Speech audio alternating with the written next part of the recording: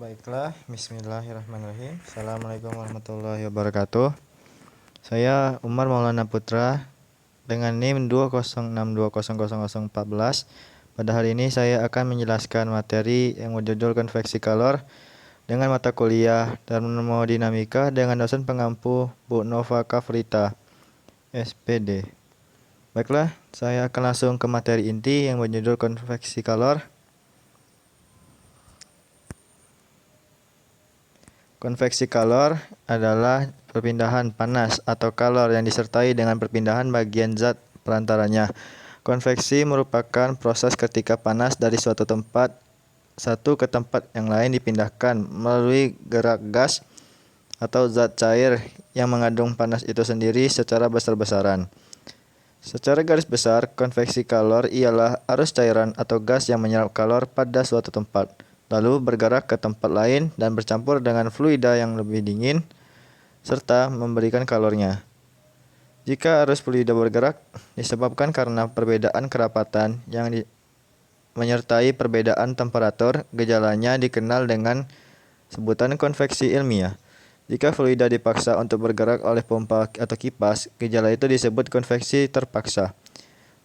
Tinjuan fluida yang bersentuhan dengan dinding datar atau melengkung yang temperaturnya lebih tinggi daripada suhu tubuh utama fluida itu, walaupun fluida mungkin dalam keadaan bergerak, maka akan ada gerak pada lapis nisbi tipis dari fluida di dekat dinding yang tidak dapat bergerak dan menciptakan tebal serabut. Ini tergantung pada sistem gerak tubuh utama fluida tersebut. Fluida yang makin turbulen geraknya, makin tipis selaput itu, kalor dipindahkan dari dinding ke fluida melalui kombinasi penghantar melalui selaput dan konveksi fluida dengan mengabaikan perpindahan kalor melalui radiasi yang harus diperhitungkan secara terpisah. Kita dapat mendefinisikan koefisien konveksi H yang memasukkan efek kombinasi dari penghantar melalui selaput dan konveksi melalui fluida. Jadi rumusnya ialah Q sama dengan H dikali A dikali delta per delta, dengan Q laju perpindahan kalor oleh konveksi, A luas dinding, dan delta theta atau delta R adalah perbedaan temperatur antara permukaan dinding dan tubuh utama fluida.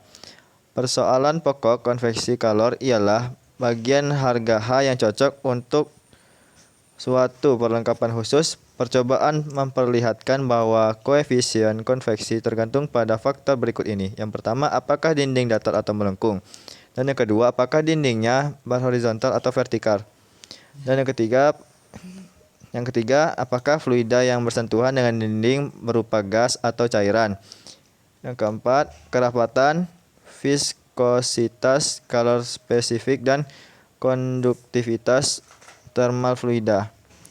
Yang kelima, apakah kecepatan fluida cukup kecil sehingga menimbulkan aliran lambat atau cukup besar sehingga menimbulkan aliran turbulen?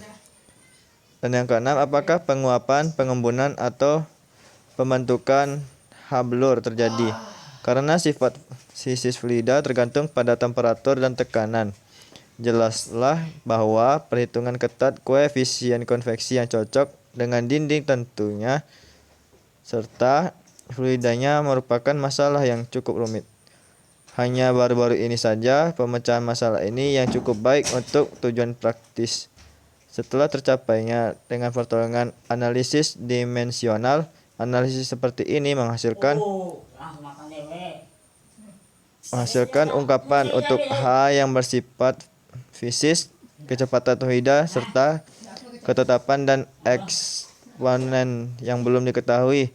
Tetapan dan eksponen dievaluasi oleh percobaan. Dan contohnya ialah seperti soal yang pertama ini. Ketika laju aliran kalor per suatu luas dari selebar material isolasi dengan ketebalan 3 mm dan 8 kWm Minus 2. Penurunan suhu terjadi di antara ujung-ujung lembaran adalah 100K. Hitunglah konduktivitas termal material tersebut. Jawaban dari Pak Dimpun, salah satu dosen di suatu perguruan tinggi, menjawab P sama dengan K dikali A delta T per D.